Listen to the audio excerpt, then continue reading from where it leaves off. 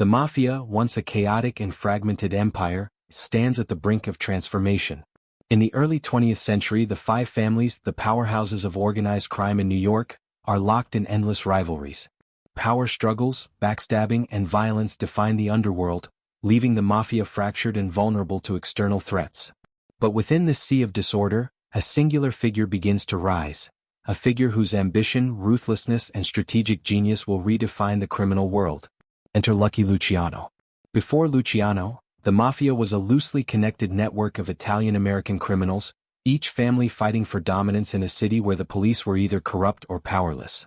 The old ways of doing business were faltering, and the Mafia was beginning to show signs of decay.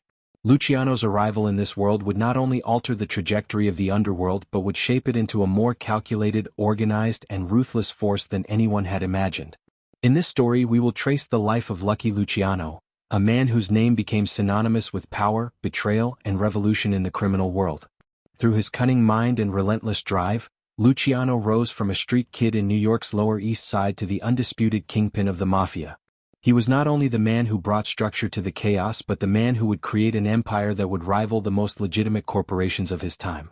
However, Luciano's path to power was not paved with honor or glory. It was a battle fought on the thin line between loyalty and betrayal, survival and dominance. Every move he made, every alliance he forged, and every enemy he destroyed were all part of a larger high-stakes game. A game where one misstep could lead to death, betrayal, or worse, a loss of control. This was the life of Luciano, constantly navigating a world built on fear and loyalty, where the consequences of failure were unimaginable. As we explore Luciano's rise, we will also examine the psychology behind his decisions. What made him the man who could turn a fractured, struggling mafia into a global criminal empire? What were the moral compromises he made along the way? How did he balance loyalty with ambition, and how did betrayal fuel his rise? These questions lie at the heart of Luciano's story and will guide us through the darkest corners of the Mafia's golden age. Luciano's story is not just one of power, it is one of survival, transformation, and the high cost of empire. The journey we are about to take will show how Luciano fought not just to control the five families but to reshape the Mafia into a new, more dangerous force that would echo through the halls of history. His story, filled with triumphs and tragedies, will not only reveal the complex nature of organized crime but also the timeless struggle between power and the human soul. In the early 1900s, the Mafia in New York was far from the structured, formidable empire that would come to dominate the criminal world. It was a time of fractured loyalties, uncoordinated power struggles, and a desperate scramble for control among competing factions. The Italian-American criminal organizations, what would later become the notorious Five Families, were divided, often at war with one another. Each family controlled different territories, engaged in turf wars, and ran their operations without any overarching leadership or cooperation. The idea of a unified mafia was nothing more than a distant dream. At this point, crime in New York was chaotic, with no one man holding true power over the city's criminal underworld. The families were riddled with internal conflict, and the lack of centralized control meant that operations were inefficient, disorganized, and ultimately more vulnerable to law enforcement and rival groups. Each family, though powerful in its own right, was left to fend for itself, often engaging in violent confrontations with their rivals. The result was a system that fostered constant instability, with leaders and soldiers constantly shifting allegiances, making their positions precarious. The old guard of mafia leaders such as Salvatore d'Aquila, Giuseppe Morello, and others, upheld a system where power was concentrated in the hands of a few old-world patriarchs who operated through intimidation and violence. But these leaders were growing outdated, their methods increasingly ineffective in a rapidly changing world. The introduction of prohibition in 1920, when the government outlawed alcohol, served as a critical turning point. While it created a booming black market, it also amplified the chaos within the mafia. Smuggling and bootlegging became the new pillars of mafia revenue, but the lack of cooperation between families led to fierce competition over control of alcohol distribution. During this time, many of the key players in the mafia were operating in silos, taking their cut from various illicit enterprises but rarely collaborating. Corruption was rampant, and the political climate in New York was one of lawlessness. The authorities were either bribed or too overwhelmed to keep up with the criminal activity, and the city had become a breeding ground for racketeering, murder, and illegal dealings. But with all of this came an inevitable breakdown in trust. Leaders became paranoid, alliances were short-lived, and betrayal was often just a handshake away. This was the environment into which Lucky Luciano was born and would later thrive. He didn't enter a world where power was easily attainable, he entered a war zone. The Mafia, in its fractured form, was rife with opportunity, but it was equally filled with danger. Luciano's rise wasn't just about fighting to control the five families, it was about navigating a treacherous landscape that was in constant flux. He was a man born into a world of chaos, a world that needed not just leadership but reorganization. As the old guard's grip on power loosened, Luciano saw the cracks in the system. He recognized that the Mafia was no longer a collective of rogue families, it was a ticking time bomb. And when it exploded, the new order of the Mafia would need a different kind of leader. A leader who could see beyond petty turf wars and envision a more powerful, unified criminal empire.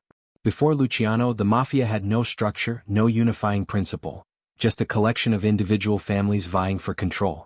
But in the chaos of this fragmented world, Luciano saw his opportunity.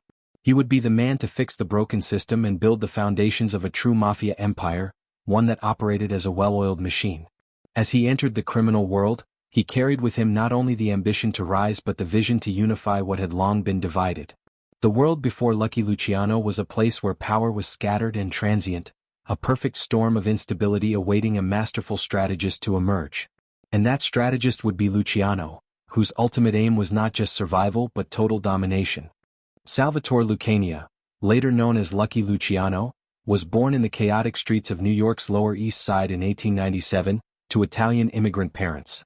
His world was one where survival depended on street smarts, ambition, and the ability to navigate the dangers of both the streets and the social systems that sought to oppress people like him. The Lucania family, poor and struggling, were part of the massive wave of Italian immigrants who poured into the United States in the late 19th and early 20th centuries, hoping for a better life. But for most, including Luciano, the reality was far from the American dream.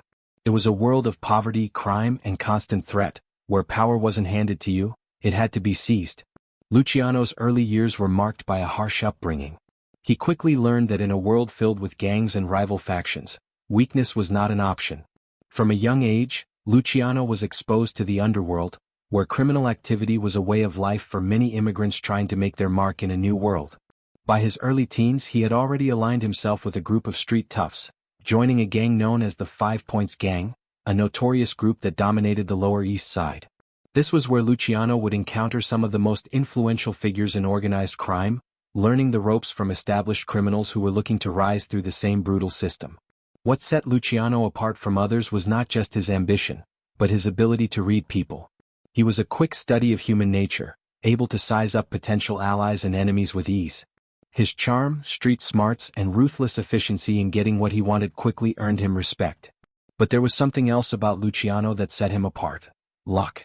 He had a knack for being in the right place at the right time, and it was this combination of skill and fortune that earned him the nickname Lucky. His first significant break came in the form of a partnership with a fellow gangster, Meyer Lansky. Lansky, a fellow Jewish immigrant, shared Luciano's vision of transforming crime into a well-run business. The two men formed a close alliance, realizing that their combined intellect, ambition, and street savvy could pave the way for greater power. While Lansky's skills lay in financial matters and planning, Luciano's was in street-level operations and, crucially, in getting others to follow his lead. Luciano's ability to work the streets, make deals, and neutralize threats with calculated moves began to set him apart from other gangsters vying for control. Luciano's rise within the 5 Points Gang came swiftly. He quickly climbed the ranks, eventually taking over operations from his former mentors, many of whom lacked his strategic mind and vision for the future. Unlike many others, Luciano was not content to be a mere thug or muscle. He was building something more, something bigger. He had an innate understanding that the world of crime wasn't just about street-level battles, it was about structure, loyalty, and the ability to orchestrate moves like a chess master. While others were focused on personal gain, Luciano was focused on long-term power. At the same time, Luciano's ability to deal with both the political and police systems of New York became another crucial aspect of his rise. He realized early on that true power lay not just in the ability to control the streets but also in manipulating the legal and political systems that govern them. By making key alliances with corrupt police officers, politicians, and even labor leaders, Luciano ensured that his operations ran smoothly and that his influence was far-reaching, even beyond the immediate world of organized crime. As his influence grew, Luciano began to shift his focus from the petty crime that dominated his youth to something much larger. He envisioned a world where the mafia operated like a corporation, where power was not just about raw violence, but about strategic partnerships, territory management, and efficiency. He saw the potential for the mafia to become an organized enterprise, a business, if you will, that could rival any legitimate corporation of the time. This vision would eventually drive Luciano's next crucial move, the creation of the Commission, a governing body that would bring order to the fractured mafia world. But despite the early success and alliances, Luciano's rise was far from smooth. The criminal world, especially during this period, was as treacherous as it was lucrative. Rival factions were constantly scheming, and betrayal was as much a part of the game as loyalty. Luciano's ability to navigate this treacherous terrain would be tested repeatedly. It was during this formative period that he began to develop the ruthlessness and pragmatism that would define his future leadership style. By the time Luciano reached his mid-20s, he was no longer just a street kid. He had become a skilled and calculating mobster with an eye on the larger picture. His youth was now behind him, and he was beginning to fully comprehend the scope of what he was capable of. He wasn't just a product of his environment, he was shaping the environment itself. Luciano had transformed from a young immigrant street kid into a calculating figure with the ambition to rule an empire. Through sheer will, intelligence, and his early alliances, Luciano began to carve out a new future for himself in the world of organized crime, one where he would be the central figure, not just a follower. The gang wars and fractured loyalty of the past were only obstacles to him, and with each move he made, he laid the groundwork for something much larger, something that would eventually shake the very foundations of the mafia itself. What started as a street kid's hustle was now a methodical climb toward becoming one of the most feared and influential figures in organized crime history. By the time Luciano had firmly established himself in the world of organized crime, he had begun to see the inherent flaws in the mafia's fractured structure. While the five families wielded substantial influence, their operations were disjointed, chaotic, and often at odds with one another. The old-school ways of operating, which relied on brute force, intimidation, and territorial warfare, were failing to keep pace with the evolving social and economic landscape. Luciano, however, saw an opportunity, one that involved bringing order to the chaos. His ambition was not simply to rise to power within the existing framework, but to fundamentally reshape the entire system of the mafia. The first step in his transformation of the underworld involved forging strategic alliances with like-minded criminals who shared his vision of a more organized and profitable criminal empire. One of his earliest and most pivotal partnerships was with Meyer Lansky, a brilliant Jewish-American gangster who would become his closest confidant and business partner. Lansky, with his sharp financial acumen, was the perfect complement to Luciano's street smarts and ability to navigate the complex social dynamics of the mafia. Lansky brought a level of strategic thinking to their operations that went beyond the usual petty crimes and street battles, envisioning a more professionalized mafia. Together, Luciano and Lansky formed a powerful duo, their partnership not just built on mutual respect but on a shared goal, to reshape the underworld into an empire run with the efficiency of a business. While Lansky handled the financial side of their operations, Luciano focused on the more dangerous and complex aspects of crime, managing territories, making deals, and handling the day-to-day logistics of their enterprises. Their combined skills quickly proved effective. Luciano's ability to see the larger picture and outmaneuver rivals, while Lansky's expertise in organizing and running profitable enterprises, gave them a unique edge in the cutthroat world of organized crime. At the same time, Luciano recognized the importance of controlling the various illicit businesses that had become the foundation of the mafia's power: bootlegging, gambling, labor unions, and extortion. His strategic approach to these enterprises was not just about creating profit. It was about solidifying his control over vast networks of criminal activity. By the mid-1920s, Luciano was deeply involved in bootlegging during Prohibition, capitalizing on the high demand for illegal alcohol. He not only ensured his own profits but also expanded his influence by securing relationships with politicians, law enforcement, and labor unions that could protect his operations. He saw the value of alliances beyond the criminal world.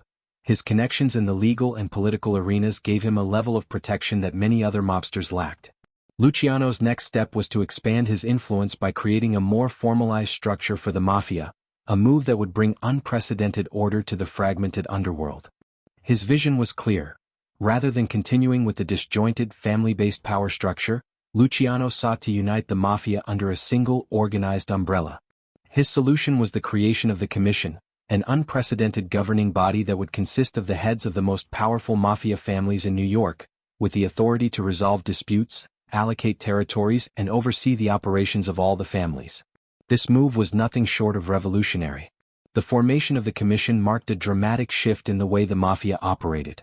Under Luciano's leadership, the five families would work together as a collective, with each family granted its own territory and operations. No longer would gang wars over turf dominate the underworld. Instead, the commission would mediate disputes, ensuring that each family operated within its designated territory. This centralized approach to governance would bring stability to the mafia, and by doing so, it would also solidify Luciano's control over it. But the formation of the commission was not just about consolidating power. It was about recognizing that the future of organized crime depended on efficiency and coordination. Luciano understood that, in a world as competitive and volatile as the mafia, success was not simply about power, it was about intelligence, organization, and strategy. His creation of the commission allowed for smoother operations, more consistent profits, and an ability to confront external threats with greater force. This strategic move transformed the mafia from a chaotic collection of rival families into a well-oiled criminal machine, capable of rivaling even the most successful legal businesses of the time. Luciano's ambition did not stop at just creating a new structure for the mafia. He sought to expand his operations beyond New York, establishing connections with mafia groups in Chicago, New Orleans, and even international syndicates in Europe. His long-term vision was clear: to make the mafia an international force. Through his alliances with other criminal groups, as well as with powerful figures in law enforcement and politics, Luciano began to build a network that spanned the United States and beyond. He was no longer just a local gangster, he was a global player in the world of organized crime. One of Luciano's most important partnerships was with the powerful Sicilian Mafia, which had long held sway over the mafia in New York but had been in a state of decline. Luciano recognized that the Sicilian Mafia, with its deep-rooted traditions and connections, was a valuable ally. By aligning with the Sicilian factions, Luciano solidified his grip on power in New York and expanded his reach. The combination of his street knowledge, Lansky's business acumen, and the Sicilian Mafia's influence made Luciano an unstoppable force in the criminal world. But Luciano's ability to form alliances extended beyond the Mafia itself. His collaboration with influential political figures, including New York's corrupt politicians, gave him unparalleled access to resources that other mobsters could only dream of. This network of alliances provided Luciano with not only protection but also the power to manipulate events in his favor. His ability to gain influence over both legitimate and illegitimate institutions was key to his success, and he used this power to further solidify his position at the top of the criminal world. Yet, despite his growing empire, Luciano was aware of the delicate balance he was striking. The mafia, by its nature, was a dangerous game, and betrayal was always lurking around every corner. He had to be constantly vigilant, always making sure that those he trusted remained loyal. This balance of power, ensuring that alliances were forged carefully and that loyalty was never taken for granted, was one of the most challenging aspects of his rise. In the cutthroat world of organized crime, trust was a fragile thing, and Luciano had learned that the hard way. His ability to manage these alliances, both within the mafia and outside of it, was one of the defining features of his leadership style. By the late 1920s, Luciano had solidified his position as the most powerful and influential figure in the American Mafia. His vision, ambition, and alliances had transformed the fragmented criminal world into a cohesive, profitable empire. But Luciano's success was not merely about power, it was about creating something lasting. He had turned the mafia into an organization capable of not just surviving but thriving in an ever-changing world. And with his eyes set on expanding his empire, there was no limit to the heights he could reach. At the heart of the mafia's strength and its capacity for survival lies a psychological code that governs everything from day-to-day operations to the very essence of what it means to belong to this clandestine world. Omerta. The code of silence is not merely a set of rules but a way of life, a guiding principle that shapes every decision, every relationship, and every betrayal within the underworld. For Lucky Luciano, Omerta was not just a concept, it was a fundamental aspect of his empire-building strategy, one that reinforced loyalty, ensured control, and maintained the fear that held his criminal network together. Omerta's power derives from its ability to create a psychological contract, unwritten but deeply understood, that every member of the mafia is bound to uphold. The first and most sacred principle of Omerta is silence. No one speaks about the business of the mafia, especially not to outsiders or law enforcement. This vow of silence ensures that the operations of the mafia remain hidden from the eyes of the authorities. But beyond secrecy, Omerta also demands loyalty to the family, no matter the personal cost. It is a code that elevates the mafia above all else, even above blood relations. For the mafia, loyalty is absolute, and betrayal is met with death, both physical and psychological. The fear of this retribution, the understanding that crossing the line could mean an agonizing end, becomes ingrained in the psyche of every member, making it a form of psychological control that transcends any formal organizational structure. For Luciano, Omerta was a tool of empowerment. Unlike many gangsters of his time who often relied on brute force or crude violence to exert power, Luciano understood the psychological nuances of control. He recognized that the power of the mafia was not simply in the territory it controlled or the wealth it amassed. Its true strength lay in the loyalty and fear it could inspire in its members.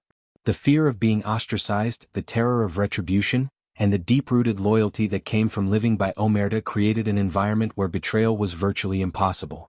But this psychological grip was not just about fear, it was about the psychological satisfaction of belonging to something larger than oneself. This concept of loyalty and fear intertwined within the code is what allowed Luciano to rise so rapidly in the chaotic world of organized crime. Omerta was a means of consolidating power and ensuring that those who served under him were utterly devoted, with no room for disloyalty or dissent. Once someone swore loyalty to the mafia, they were bound by the code of silence, a commitment that could not be broken without consequences.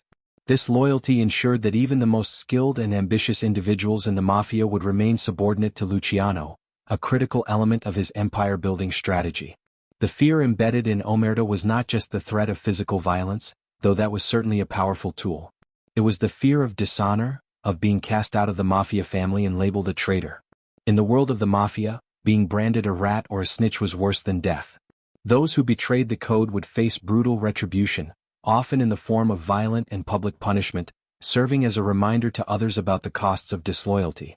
Omerta's ability to control the minds and actions of those within the mafia created a system where even the most powerful criminals were trapped by their own fear of retaliation and the overwhelming psychological pressure to conform. Luciano's control over his criminal organization was built upon this foundation of loyalty and fear. He ensured that his underlings knew the consequences of betrayal, while also making them feel that they were part of something greater, a family that could provide them with wealth, protection, and power. This sense of belonging became an essential psychological element in Luciano's ability to control the mafia, turning it from a chaotic, fragmented entity into a highly organized, efficient criminal syndicate. But the code of Omerta was not without its complexities. Loyalty was not blind. In fact, Luciano understood that loyalty had to be earned. The psychological contract that existed between him and his men was rooted in mutual benefit. While Luciano demanded loyalty, he also made sure to provide it in return. He rewarded those who were loyal, ensuring that they felt protected, that they had something to gain by remaining faithful to him and the mafia. This reciprocal loyalty made the system more effective than just the fear of punishment. It created a sense of partnership, where those involved believed that their loyalty was not only expected but would be repaid. For Luciano, loyalty also meant keeping a tight control over the flow of information. By fostering a culture of secrecy and silence, he was able to keep the inner workings of the mafia hidden from the outside world. But secrecy also played an important role within the organization itself. Luciano made sure that no one within the mafia had access to too much information, ensuring that everyone could be trusted not to leak sensitive details to the authorities. The mafia became a network of compartmentalized operations, where each member knew only as much as they needed to perform their role. This minimized the risk of exposure and kept the organization insulated from the law. But Omerta also had a dark side, one that would eventually play a significant role in Luciano's downfall. The strict adherence to the code of silence while ensuring loyalty also prevented crucial information from reaching the right people at the right time. In some instances, members of the mafia might have valuable intelligence or insights that could have saved them from a potentially dangerous situation, but their silence kept them in the dark. This blind loyalty sometimes led to fatal mistakes, as members of the mafia, loyal to a fault, failed to question orders or see beyond the veil of secrecy that kept them from fully understanding the dangers around them. Luciano, though, was a man who understood the delicate balance between loyalty and betrayal, fear and trust. His ability to manipulate these psychological forces was one of his greatest strengths. He created a web of relationships built on mutual benefit and fear, a web that held the mafia together, even as it stretched across the United States and beyond. His mastery of omerta allowed him to dominate the underworld, turning the mafia into a unified, organized criminal empire where loyalty to the family, and to him, was absolute. But the price of such control was high. As much as omerta created a solid foundation for Luciano's power, it also set the stage for inevitable betrayals. In the world of organized crime, where trust is constantly tested, the code of silence could not guarantee loyalty forever. The very nature of the mafia's power, its reliance on fear, loyalty, and secrecy, would in the end make it vulnerable. The strict adherence to omerta, while providing a sense of security, also bred an environment where whispers of discontent could be silenced but not erased. And when the inevitable cracks began to form, they would reveal the true cost of living under the code of silence. By the time Lucky Luciano had consolidated his power within the mafia, he realized that the days of chaotic street-level gang warfare and endless turf battles were behind him. The underworld, in his eyes, needed to evolve from a patchwork of uncoordinated families into a well-oiled, profitable business. A criminal empire that could rival any legitimate corporation in terms of organization, efficiency, and profitability. This vision marked a significant shift in the way the mafia operated, from a decentralized group of street criminals to a centralized, highly organized syndicate capable of controlling vast and varied illicit enterprises. Luciano's insight into the future of organized crime was one of the key factors that separated him from his peers. While many mobsters focused on short-term gain through violent confrontations or petty crimes, Luciano envisioned a mafia that operated like a global business. His strategy was built on long-term investments in highly profitable criminal enterprises, ones that could generate consistent revenue streams without the chaos that had previously defined the underworld. For Luciano, crime was not just about violence or intimidation. It was about creating a network of operations that would provide steady profits, political influence, and power for years to come. One of the first, and most lucrative, enterprises Luciano capitalized on was prohibition. When alcohol was banned in 1920, a massive underground market for illegal alcohol was born. Bootlegging quickly became one of the most profitable and widespread activities in the mafia, and Luciano wasted no time in seizing control of the operation. Unlike many of his contemporaries who relied on traditional smuggling methods and territorial control, Luciano took a more strategic approach. He understood that the key to dominating the bootlegging business wasn't just about controlling a single district or city, it was about building a vast, interconnected network that could supply alcohol to the entire country. Luciano's innovation was in recognizing that the key to success was in the logistics. Rather than having individual families each attempt to control their own smuggling routes, he created a system that allowed the mafia to work together, pooling resources and contacts to distribute alcohol nationwide. He brokered deals with distilleries, managed the transportation of alcohol, and made sure that his operations were well protected by corrupt law enforcement and politicians. By creating a supply chain that was both efficient and well protected, Luciano was able to flood the market with illegal alcohol, generating millions in revenue. This organized approach to bootlegging laid the foundation for the modern mafia, marking the beginning of a more sophisticated, business-like operation. Alongside bootlegging, Luciano also expanded into gambling, another highly profitable illegal enterprise. As with alcohol, gambling had always been a part of the mafia's activities, but Luciano recognized its untapped potential for growth. He worked to formalize and expand gambling operations, moving from traditional street-level betting in small-time casinos to establishing massive, organized networks of casinos and illegal gambling rings. His ability to run these operations efficiently was key. He ensured that the casinos and betting parlors were well protected, that payouts were timely, and that his network of bookies operated seamlessly across multiple states. This expansion into the gambling world was another example of Luciano's genius in turning illicit activities into structured, money-making businesses. Luciano also recognized the potential of the labor unions, a sector of society that had significant influence over industries like construction, shipping, and transportation. Through his connections with corrupt union leaders, he was able to infiltrate and control many of these unions, turning them into vehicles for mafia revenue. He used the unions to shake down business owners, extort money, and, in some cases, outright control the workforce. By controlling the labor unions, Luciano was able to influence entire industries, ensuring that his criminal enterprises were able to thrive with little interference from the authorities or legitimate businesses. This deep involvement in both the illegal and legal economy set Luciano apart from his peers. He didn't simply want to run criminal operations.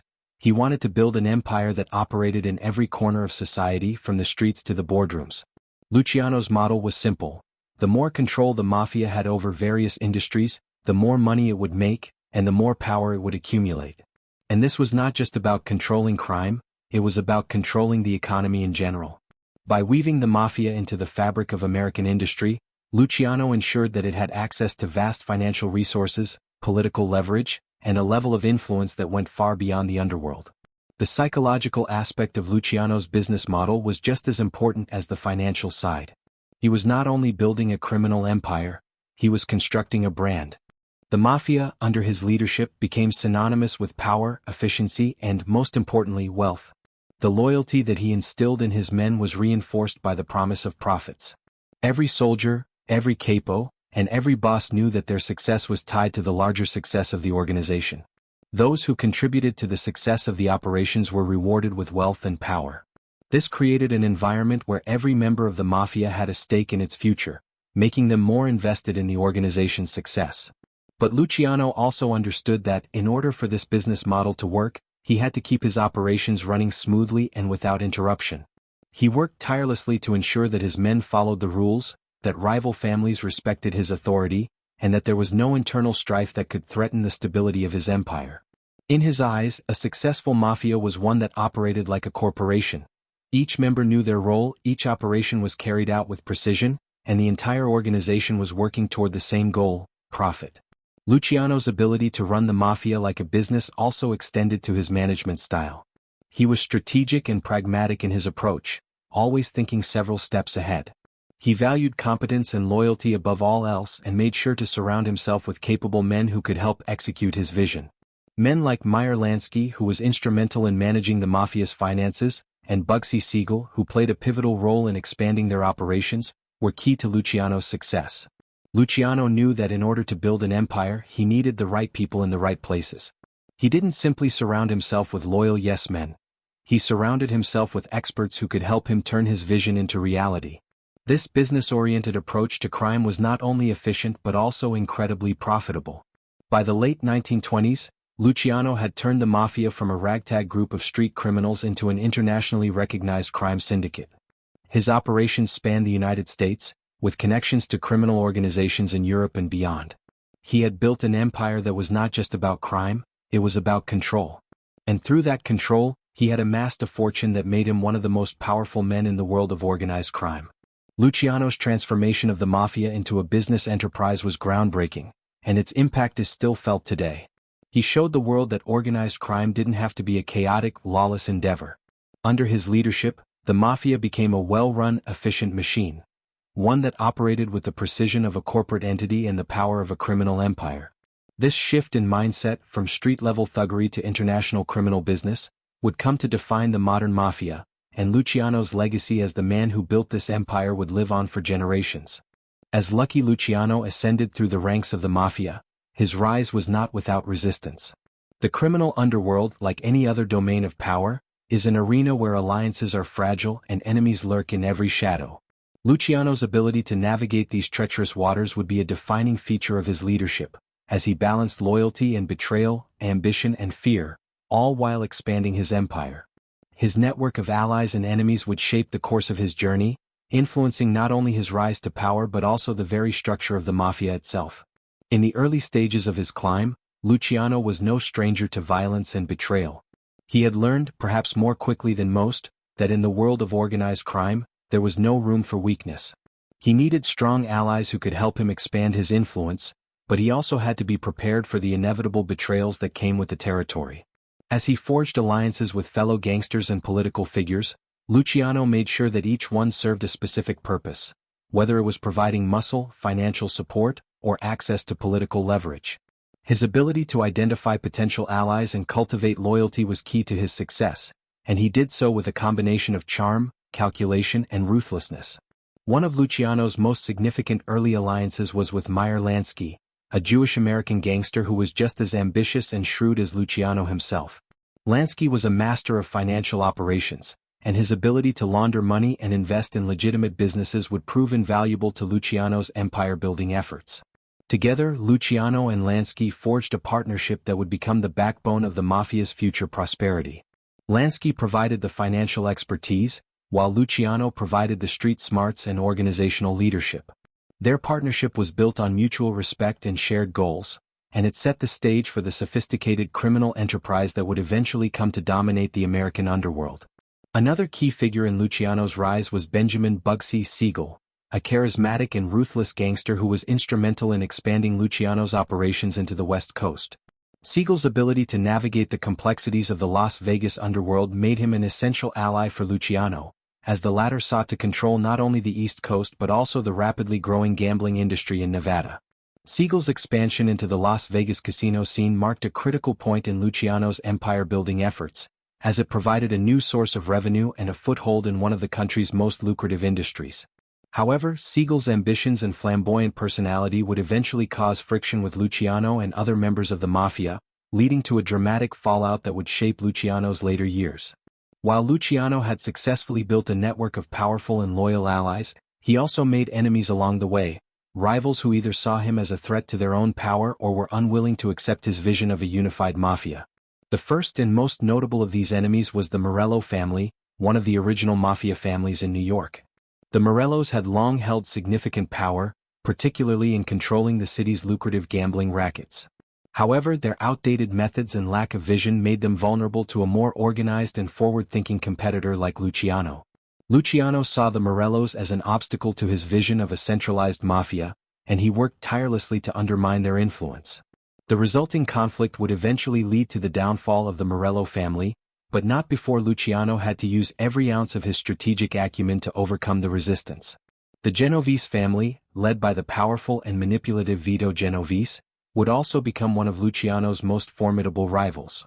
Genovese, who had his own ambitions of becoming the head of the Mafia, was not willing to let Luciano control the five families without a fight. Their rivalry was marked by a series of back-and-forth power plays, including attempted murders, betrayal, and attempts to destabilize each other's operations. Luciano, ever the pragmatist, eventually managed to outmaneuver Genovese by leveraging the support of key allies and positioning himself as the figurehead of the newly formed commission, a decision that would ultimately diminish Genovese's power and secure Luciano's place at the top of the Mafia hierarchy. Perhaps the most dangerous of Luciano's enemies, however, were those who operated outside the criminal world: law enforcement, politicians, and the U.S. government. Luciano's rise to power was not just a challenge to his Mafia rivals. It also drew the attention of those in positions of authority, who were keen on dismantling his empire. The early 1930s marked a turning point in the government's efforts to crack down on organized crime, and Luciano became one of the FBI's most wanted targets. With prohibition winding down and the government intensifying its efforts to bring down crime syndicates, Luciano's position became increasingly precarious.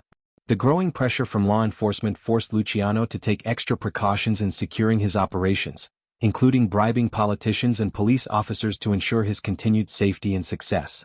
The federal government's eventual focus on Luciano was not simply a matter of his criminal activities, it was also a result of his political influence and connections. Luciano's ability to manipulate politicians and corrupt law enforcement officials had made him untouchable for years, but as the tide of public opinion began to turn against organized crime, the government's resolve to bring him down grew stronger.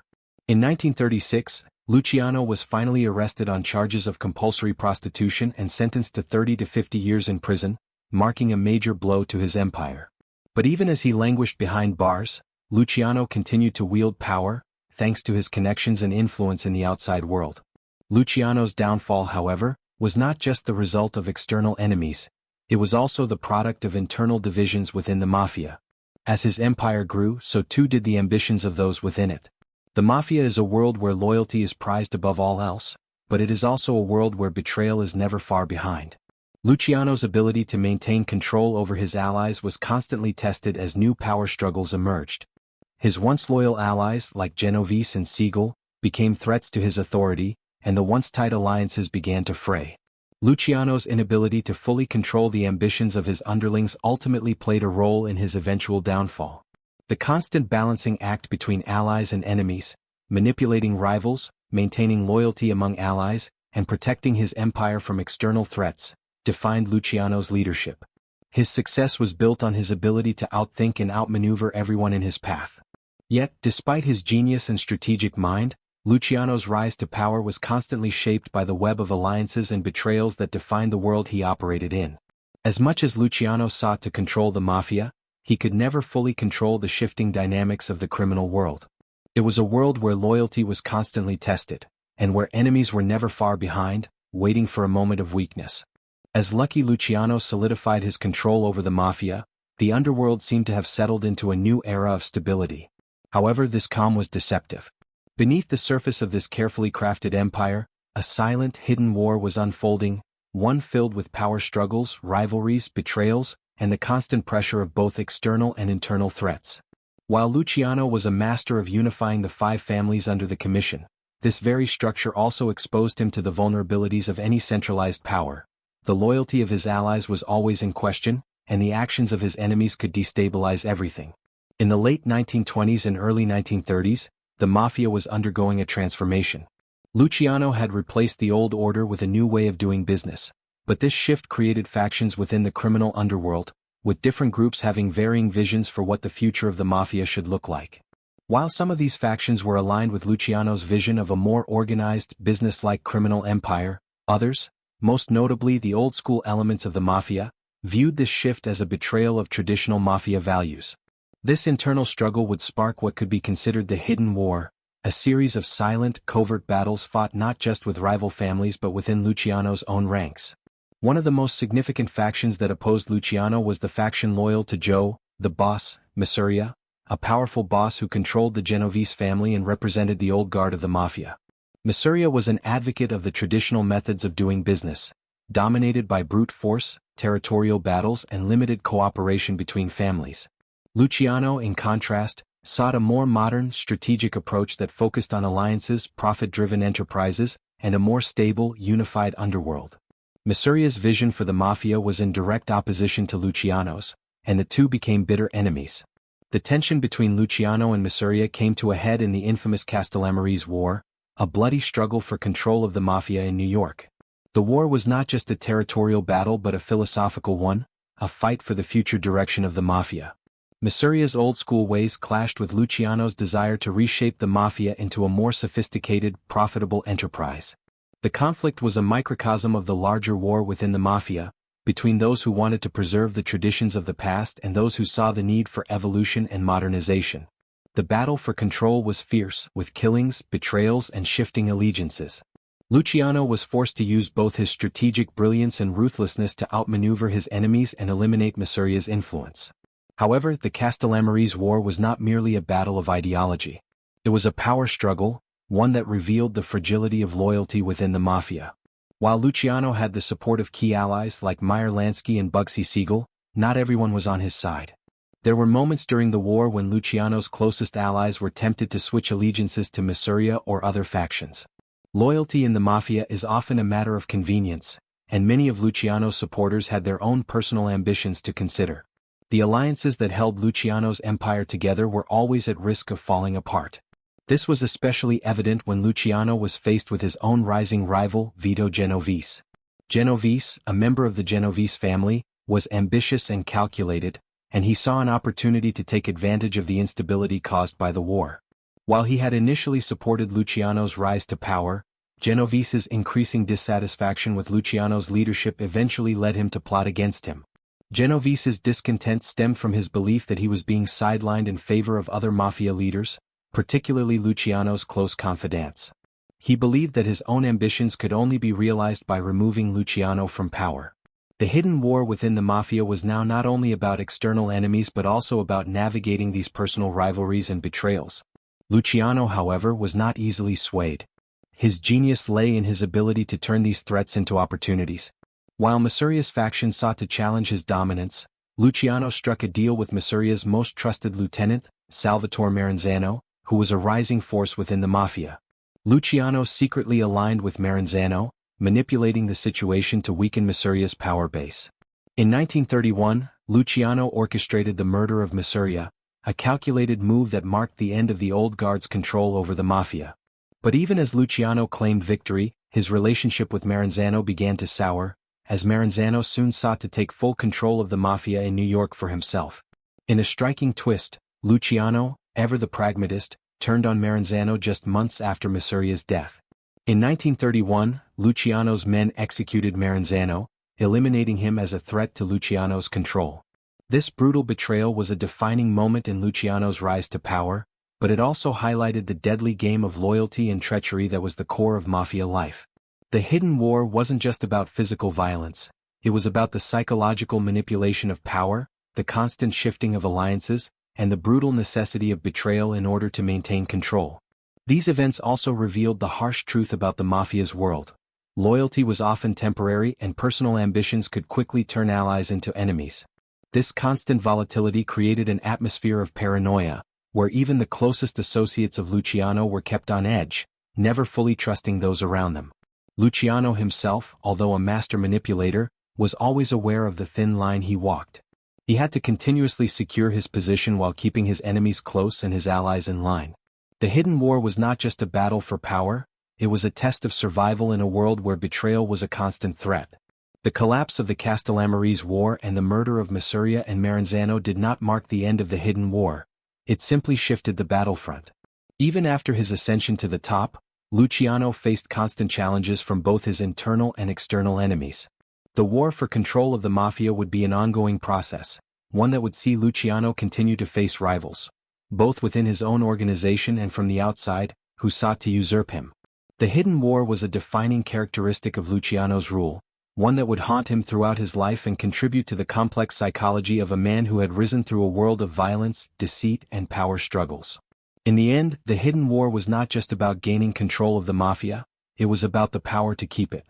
Luciano's ability to survive and thrive in this environment of constant conflict was a testament to his political savvy, his ruthlessness, and his understanding of the human psyche. The mafia was not just a business to him, it was a complex network of alliances and betrayals, a constant balancing act between loyalty and ambition, all of which he mastered. For all his success in building a criminal empire that spanned the United States and beyond, Lucky Luciano's reign was never destined to last forever. Like any great empire, the seeds of his downfall were sown in the very strategies that had propelled him to power. Luciano had created an organized, highly profitable criminal syndicate, but as his empire grew, so did the risks and the enemies he made. By the early 1930s, Luciano's world was beginning to unravel in ways he hadn't anticipated, and the fall of one of the most powerful figures in mafia history had begun. The first cracks in Luciano's armor appeared in the form of law enforcement and the changing political climate. Prohibition, which had fueled much of the mafia's growth, was coming to an end. The government's push to repeal the 18th Amendment and end alcohol prohibition weakened one of the mafia's most significant income sources. But the collapse of prohibition was not just an economic blow, it signified a shift in the public's perception of organized crime. The government, having turned a blind eye for over a decade, was now determined to stamp out the mafia's influence, especially after the public outcry over the violence and corruption associated with organized crime. The federal government, emboldened by the changing political landscape, began intensifying its efforts to target Luciano and other high-profile gangsters. The fact that Luciano had cultivated so many connections with politicians, law enforcement officials, and corrupt public figures had made him nearly untouchable for years. However, as public sentiment shifted and the government grew more determined to curb organized crime, those very connections became liabilities. Many of the officials who had once turned a blind eye to Luciano's operations were now under pressure to take action.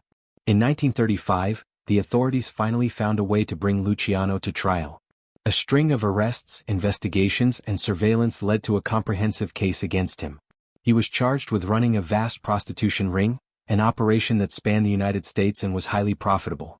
While Luciano had always maintained a low profile and carefully shielded himself from direct involvement in day-to-day operations, his power and influence in these illicit ventures made him a prime target for the government. The prosecution, eager to make an example out of Luciano, leveraged both his criminal record and the immense pressure mounting from the public and the media. The trial of Lucky Luciano became a public spectacle, drawing national attention. The government was determined to make a statement. No one, no matter how powerful, was above the law. Luciano, ever the strategist, understood the gravity of the situation. However, his past, filled with carefully laid plans and manipulations, was now catching up to him. The prosecution was armed with evidence that painted a clear picture of Luciano's criminal enterprise, and they used this to build a case that would eventually result in his conviction. The trial was not just about proving Luciano's involvement in the prostitution ring.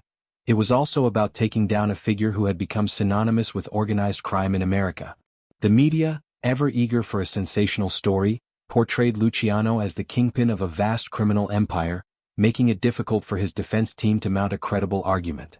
Luciano's image, cultivated through years of strategic thinking and careful leadership, was now weaponized against him. In a world where perception is often more powerful than reality, Luciano's status as the face of organized crime made him a target that couldn't be ignored. In 1936, after a lengthy trial, Luciano was sentenced to 30 to 50 years in prison for his involvement in running the prostitution racket. The sentence was a stunning blow not just to Luciano, but to the entire mafia structure he had built. The man who had once controlled the most powerful criminal organization in the world was now behind bars. The fall of Luciano, however, was not just about the loss of his physical freedom. His imprisonment marked the beginning of a larger shift within the mafia itself. Luciano's arrest and conviction represented a turning point for the five families. Without his leadership, the mafia began to fracture. The alliances he had worked so hard to forge started to unravel. Vito Genovese, once a loyal ally, now saw his opportunity to take control of Luciano's empire. Genovese had long harbored his own ambitions, and Luciano's incarceration left a power vacuum that he was eager to fill. His eventual bid to take control of the mafia would add to the already volatile political landscape within organized crime. In prison, Luciano's influence did not diminish as much as it might have for a typical gangster. Despite being incarcerated, he maintained significant control over his empire. His loyalists continued to operate in his name, and he still had influence over key figures within the mafia. Luciano's ability to maintain his authority even while behind bars was a testament to his enduring power and strategic thinking. He had turned the mafia into a machine that could run without him physically present, and this legacy of control would have lasting effects on the organization. However, even from behind bars, Luciano's position was not secure. His enemies, both old and new, saw his imprisonment as an opportunity to weaken his influence. Rivalries, betrayals, and shifting alliances continued to complicate his grip on power. While his influence was still felt, the fragmented nature of the mafia made it difficult for Luciano to maintain the same level of control that he had enjoyed before his arrest. The inner workings of the mafia had become more volatile, with various factions vying for dominance. For Luciano, the realization that his empire could not withstand the pressures of both external forces and internal betrayal was a sobering one. Moreover, the government's crackdown on organized crime did not stop with Luciano. The authorities began to dismantle the criminal syndicates that Luciano had built, cracking down on illegal operations and bringing more members of his organization to trial. The heat was turning up, and even those who had benefited from Luciano's rise were now being swept up in the government's relentless pursuit of organized crime. Luciano's fall from power, however, was not simply a consequence of external forces. It was also the result of the inherent dangers of the power he had built. The very empire that had made him a kingpin in the underworld was now working against him. The fractured loyalty of his allies, the dangers of overreach, and the increasing pressure from law enforcement created a perfect storm that led to his downfall. By the time Luciano's sentence was handed down, the world he had created had started to crumble. The price of his ambition, the price of building an empire on violence, betrayal, and manipulation, had become clear. The once mighty king of the mafia was now a prisoner, a man who had paid the ultimate price for the empire he had built. The fall of Luciano was a sobering reminder of the impermanence of power, especially when it is built on the shifting sands of loyalty and fear. What Luciano had built with such precision and strategic brilliance had now started to unravel, revealing the true cost of maintaining control in a world where betrayal was always lurking just beneath the surface. The arrest of Lucky Luciano in 1936 was not just another moment in the history of organized crime, it was the culmination of a decade of political pressure, shifting public sentiment, and a relentless campaign by law enforcement to dismantle the mafia's stranglehold on American society. The trial that followed was not only a spectacle of criminal justice, it was a turning point in the larger story of organized crime in America. Luciano, who had spent years carefully building his empire through ruthlessness, cunning, and strategic alliances, now found himself in the spotlight of a national media frenzy. The same tactics that had brought him to power, manipulating public perception and bending the rules to his advantage, were now being used against him. Luciano's trial was a high-stakes battle, with the U.S. government determined to bring down the most influential figure in organized crime. His once impenetrable network of influence began to crack as his past actions. His calculated involvement in prostitution rings, labor rackets, bootlegging, and more, became the subject of intense scrutiny. The charges against Luciano were not just about the scope of his criminal activity, but about the enormous public impact he had had. His actions had created a criminal empire so vast that it had bled into various aspects of American society, from politics to the labor unions to law enforcement itself. Prosecutors saw the trial as the chance to make an example of him, to prove that no one, not even the most powerful mob boss, could escape the long arm of the law. One of the key charges against Luciano was his involvement in running a vast prostitution racket that spanned across multiple states. While Luciano had always been careful to keep his hands clean of direct involvement in these activities, it was his command and orchestration of the criminal network that made him a prime target. The authorities knew that bringing down Luciano would be a critical blow to the Mafia, as it would strike at the very heart of the criminal syndicate he had built. The government painted a picture of Luciano as the mastermind behind one of the most extensive and profitable criminal operations in the country, with hundreds of women and thousands of transactions flowing through his network. The scope of the operation was staggering, and the media coverage made Luciano's name synonymous with organized crime in the public's mind. However, it wasn't just the prosecution's case that would determine Luciano's fate, it was also the weight of public opinion. As a notorious figure, Luciano was already a household name. The media coverage surrounding his trial was relentless, and the portrayal of him as a cold, calculating criminal further solidified the idea that he was not just a gangster, but a symbol of the lawlessness that had plagued American society during the Roaring Twenties. The media frenzy around his trial painted a picture of Luciano as the quintessential villain, a man who had built his empire on a foundation of cruelty, manipulation, and deceit. Luciano's defense, on the other hand, focused on presenting him as a businessman, a man who, like others in America, had seized an opportunity to build a profitable empire. His lawyers tried to distance him from the criminal activities he had been charged with, suggesting that his role in them was exaggerated. They argued that he had merely been the leader of a business venture that had been mishandled by lower-ranking individuals, and that his involvement was minimal. This defense, however, was largely ineffective. The weight of evidence against Luciano, his long-standing involvement in organized crime, his control over illicit industries, and his well-known influence over key figures in both politics and law enforcement, made it hard to distance him from the criminal activities he was accused of orchestrating. One of the most critical aspects of the trial was how the prosecution leveraged the idea of organized crime as a pervasive and corrupting force in American society. The government was not only focused on prosecuting Luciano for his specific crimes, it was making a broader statement about the threat of the Mafia and the need for the legal system to dismantle its power. This was a turning point in how the U.S. viewed organized crime.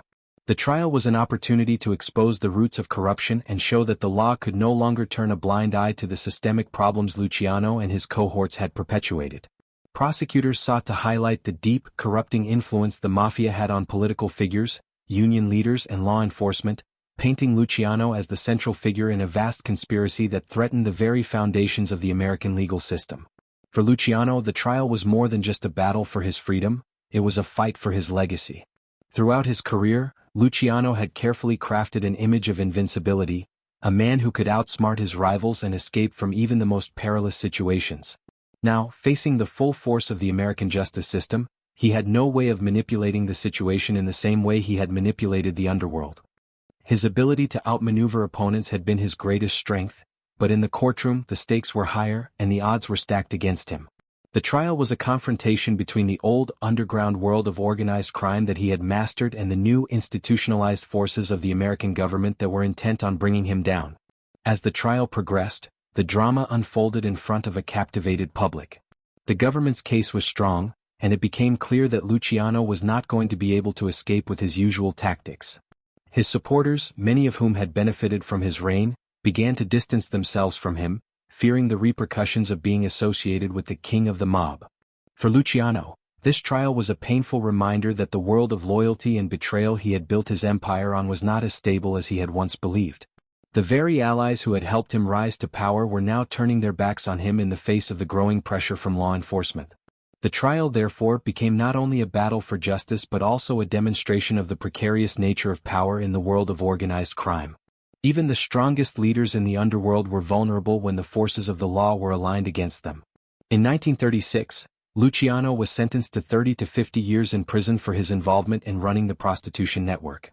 The sentence, which was a harsh blow to his empire, was also a significant moment in the history of organized crime in America. It marked the beginning of a new era in which the government became more determined to tackle organized crime, using the power of the legal system to dismantle criminal enterprises that had once been untouchable. Luciano's fall from grace was not just about the loss of his freedom, it was about the collapse of the system he had spent so many years constructing. The sentencing, while devastating for Luciano, was a turning point in the sense that it forced him into a position where he had to confront the true cost of his empire. Behind bars, Luciano's psychological transformation began. His time in prison would challenge everything he had once believed about loyalty, power, and control. The very legal system he had managed to manipulate for so long now became the mechanism that would alter his life forever. This trial was more than just the end of a chapter in Luciano's life. It marked the beginning of a new chapter in which the true cost of his ambition, and the price of power, would become painfully clear. Despite being sentenced to 30 to 50 years in prison, Lucky Luciano's power did not diminish. For most, prison would be the end of their influence, but Luciano's criminal empire continued to operate even while he was incarcerated. His ability to maintain control from behind bars was a testament to the network he had meticulously built over the years, where power wasn't just tied to his physical presence. Luciano had created a criminal organization so intricate that it could function without his direct involvement, allowing him to remain the mafia's central figure even while imprisoned. Luciano's success in maintaining control while behind bars came from his careful planning and the loyal associates who continued to operate in his name. Figures like Meyer Lansky and Bugsy Siegel, who had been instrumental in building Luciano's empire, remained steadfast in their loyalty. Lansky, in particular, continued to manage the finances of the mafia, ensuring that Luciano's vast network of criminal activities, ranging from gambling to smuggling, ran smoothly. Luciano's network of loyal lieutenants and operatives became his proxy on the outside, executing his will without question. Inside the prison walls, Luciano's influence didn't fade. He had developed relationships with key prison officials and law enforcement, and these connections allowed him to enjoy special privileges.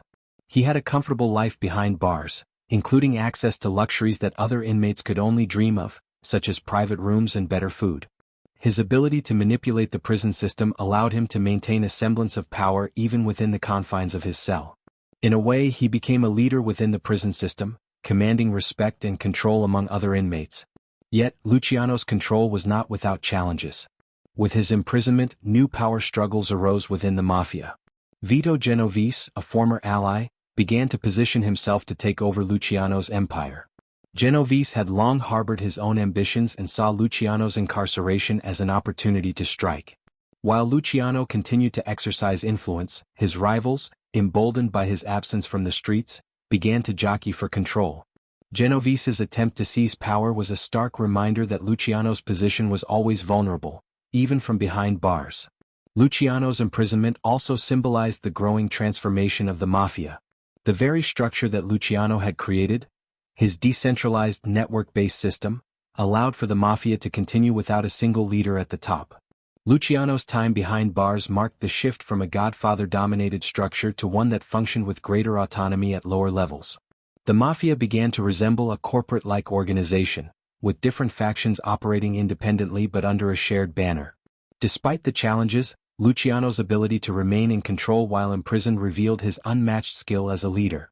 He didn't just rely on his personal power, he relied on the loyalty and effectiveness of his network. His leadership became a model of indirect control. He led through proxies, using his influence to direct operations without needing to be physically present. Luciano's continued power from behind bars was a testament to the depth of his criminal enterprise and his ability to maintain a web of influence even in the face of personal incarceration. However, Luciano's power wasn't immune to the changing tides. The very system he had put in place would eventually evolve, as new leaders within the mafia began to rise. His long-term absence from active leadership meant that over time, his influence began to wane. But while Luciano's time in prison was a testament to his enduring influence, it also marked the beginning of a shift in the structure of the mafia that would continue long after his release. In the end, Luciano's time behind bars demonstrated his adaptability and the far-reaching influence of his criminal empire. Even in confinement, Luciano remained a central figure, directing his operations from behind bars, but it also foreshadowed the changes that would eventually reshape the mafia, making his leadership style seem like a relic of the past. After serving over a decade in prison, Luciano's fate took an unexpected turn. In 1946, following years of lobbying from his allies, a deal was struck to secure his deportation to Italy. The move was both a victory and a defeat. Luciano was being freed from the confines of American prison, but it came at the cost of his power in the United States.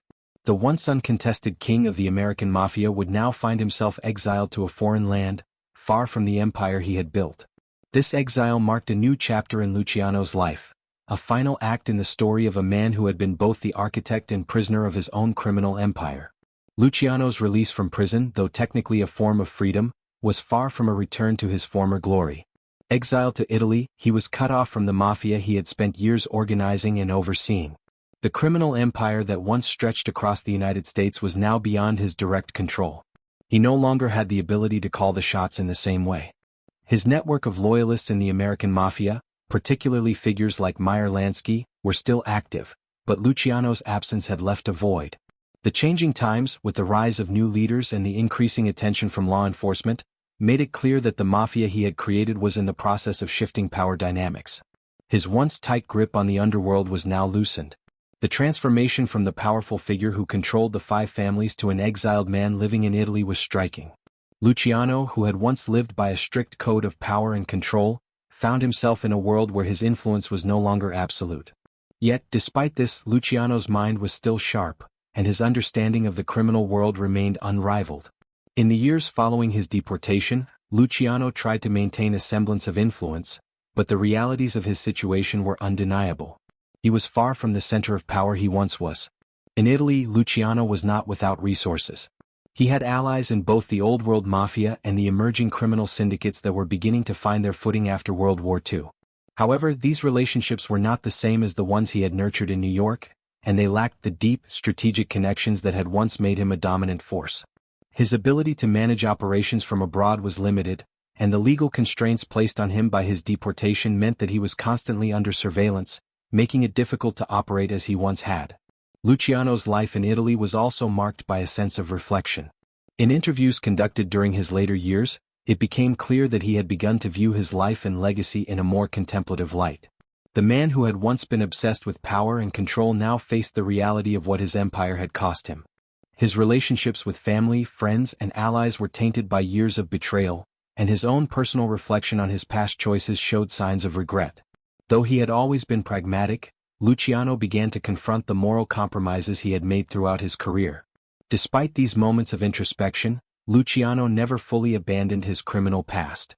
His connections in the underworld continued to serve him well, and he remained a respected figure in certain circles. However, his influence had waned, and his activities had been reduced to occasional dealings rather than the orchestration of a vast criminal network. His years in exile were marked by a slow fade from the spotlight, but Luciano never lost his sense of pride in what he had accomplished. He had changed the landscape of organized crime in America, and even though he was no longer at the helm, the structures he had put in place continued to endure. Luciano's exile also allowed him to see the evolution of the mafia from a new perspective.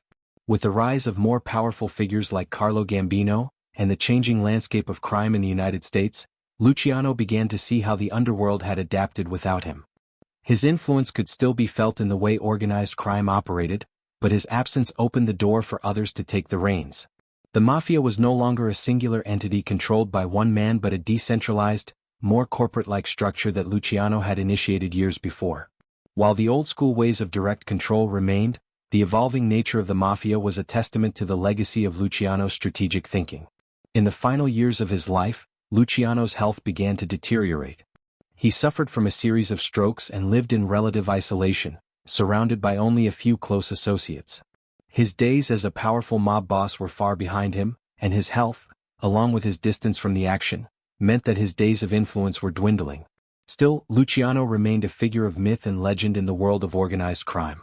His story was told and retold, often with an air of reverence and awe, as he was seen not just as a criminal mastermind but as the father of modern organized crime in America. Luciano's death in 1962 at the age of 64 marked the end of an era.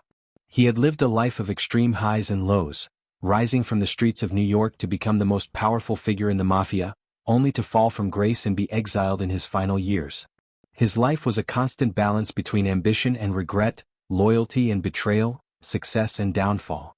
His death signaled the end of an era in which the Mafia was defined by strong, singular leaders and was transitioning into a new, more fragmented and corporate-like criminal organization. In the years following his death, Luciano's legacy remained a powerful influence on the world of organized crime. His methods, his vision for a more organized and profitable mafia, and his ability to maintain control over vast criminal enterprises continued to shape the mafia's future. Even from exile and eventual death, Luciano's mark on the criminal world was indelible. He had reshaped organized crime, not just through violence or brute force, but through a methodical, strategic approach that emphasized order, loyalty, and fear. In many ways, the world of modern crime, both in the U.S. and abroad, still operates under the principles Luciano put in place. Luciano's final years may have been filled with personal regret and the painful recognition of the cost of his ambitions, but they were also a time of reflection on his incredible impact on the world he had once ruled. From the prison cell to the Italian coast, he lived out his days as a man who had changed the underworld forever, but at what cost to his own soul? His legacy, though shadowed by his criminal activities, remains a profound example of how power, ambition, and the human condition intertwine in the world of organized crime. Lucky Luciano's legacy remains one of profound transformation in the world of organized crime. He didn't simply rise to power. He revolutionized the mafia, turning it from a fractured group of street gangs into a sophisticated, profitable, and international criminal empire. Luciano's most enduring contribution was the creation of the Commission, a governing body that brought order and structure to the five families. This innovation reduced infighting and allowed the mafia to operate like a business, pooling resources and managing disputes more effectively. The Commission laid the groundwork for the modern mafia, where crime became a corporate-like enterprise rather than a chaotic series of turf wars. Luciano's influence also extended beyond New York, as his model for organized crime became a blueprint for other criminal syndicates worldwide. His control of bootlegging, gambling, and labor unions helped expand the mafia's reach and wealth. His global network of connections with European crime families and corrupt officials further solidified his dominance, making the mafia nearly untouchable. However, Luciano's empire was built on a foundation of loyalty, fear, and manipulation, which also contributed to its eventual fragility. The rivalries, betrayals, and power struggles within the mafia highlighted the darker side of his legacy. Luciano's reign, though successful, was ultimately unsustainable, as evidenced by his fall from power and subsequent imprisonment and exile. Even in his exile, Luciano remained a figure of influence in the criminal world. His strategies, particularly the establishment of organized, business-like crime, continue to shape modern criminal enterprises. His legacy is a testament to his strategic genius, but also a reminder of the personal and moral costs of power. Luciano's story is not just one of success, it's also a reflection of the complex relationship between power, loyalty, and betrayal in the world of organized crime. The story of Lucky Luciano is one of towering ambition, brilliant strategy, and inevitable downfall, a narrative that encapsulates the rise and fall of the mafia in the early 20th century. From the chaotic streets of New York's Lower East Side to the summit of organized crime, Luciano's journey was a testament to the power of vision and ruthless efficiency. He revolutionized the mafia, turning a disjointed network of criminals into a well-oiled, profit-driven empire. His organizational genius, the creation of the Commission, and his entrepreneurial approach to crime set the standard for generations of mobsters who followed in his wake. But as much as Luciano was a visionary, he was also a man shaped by the very same forces of power, fear, and betrayal that he sought to control. His empire, built on alliances, ruthlessness, and psychological manipulation, was ultimately as fragile as the loyalty of those around him. The rise of his criminal empire was matched by a constant struggle to maintain control, navigate rivalries, and manage betrayals, some of which would ultimately lead to his fall.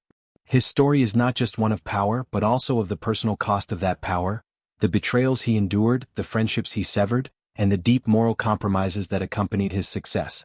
Luciano's legacy, while cemented in the history of organized crime, is defined by the paradoxes that marked his life. He was a man who could simultaneously inspire fierce loyalty and provoke brutal betrayal.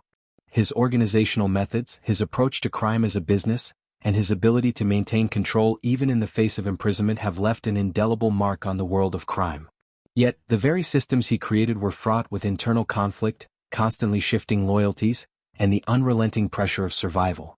In the end, Luciano's life serves as a cautionary tale about the dangers of unchecked ambition, the cost of loyalty in a world built on betrayal, and the fleeting nature of power.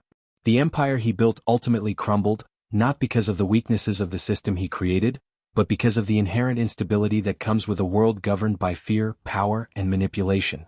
As much as Luciano reshaped the underworld, he could not escape the inevitable consequences of the very system he had crafted. A system that valued loyalty but also fostered treachery, and one that ultimately consumed him. Lucky Luciano remains a figure who embodies the complexities of human ambition, the allure of power, and the brutal realities of life in the criminal underworld. His legacy endures not only in the Mafia's evolution but in the lessons his story imparts about the costs of living a life built on crime, manipulation, and betrayal.